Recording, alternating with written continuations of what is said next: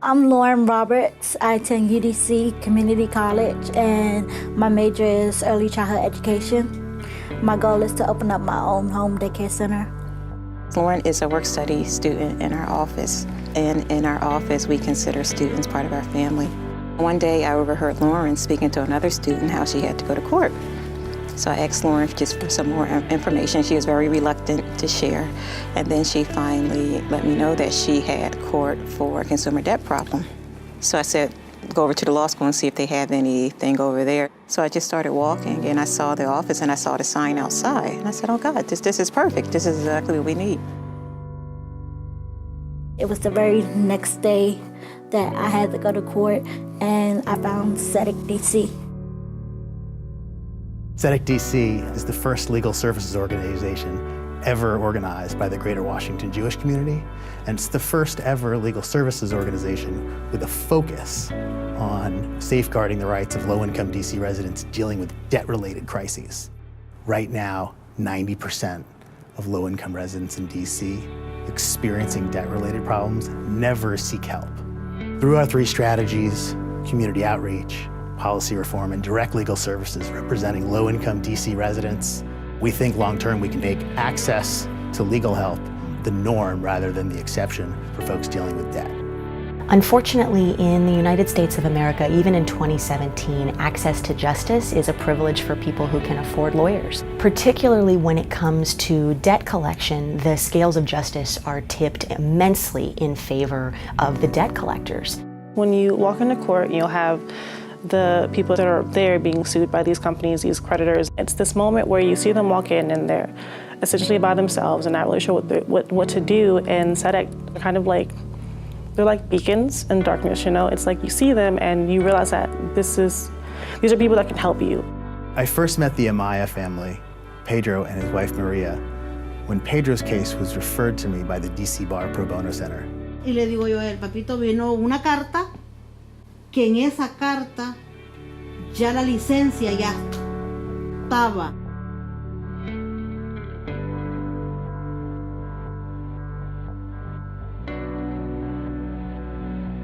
We were able to work together to get a vacating of the underlying civil judgment and ultimately to get the notice of suspension rescinded by the DC Department of Motor Vehicles and get Pedro back to work.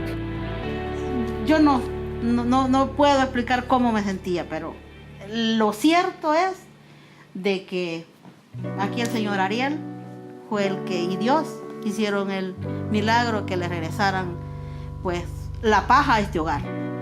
The debt collector industry often looks at our clients as just a statistic on an Excel spreadsheet. And one of the things that we really emphasize in our work is to understand that our clients are not, in fact, numbers on a spreadsheet. These are women who are raising families, people who are teaching in our schools. When I first got the letter, to tell you the truth, I cried. It was a garnish letter, and they were going to take 20% off my wages. My first meeting, I came to the office, I met Ariel, we talked. I explained to him my problem, what happened with the car, and how they took the car away. And for me, it was like, they already took the car, and they sold the car. Why are they taking more money? People who get into debt, it buries you. It keeps you from doing anything. It just holds you down, and it has a rippling impact on the entire family. So it's very important to change the trajectory of lives by making sure people don't get into debt at all. Or if they do, they get the help they need to get on a path toward clearing their credit and coming back into the light. It's life-altering. We were able to help Cecile with a lawsuit that had already been going for a number of years and reach out to the lawyer for the other side and negotiate a really favorable outcome. And it's been so rewarding to see the weight lifted off Cecile's shoulders. My mother is 94, and she doesn't have any health insurance or whatever, so we all have to pitch in. So I think now I'm going to be able to do that more and, be able to help my mother more and to what she's going through right now. Yeah. I just thank God for allowing me to be here at Tzedek and to have support. que no se queden callados, que busquen ayuda, que sí la hay. Tzedek is this beautiful word from the book of Deuteronomy in the Torah, the Old Testament. And the phrase goes, Tzedek, Tzedek tzir dof. Justice, justice shall we pursue.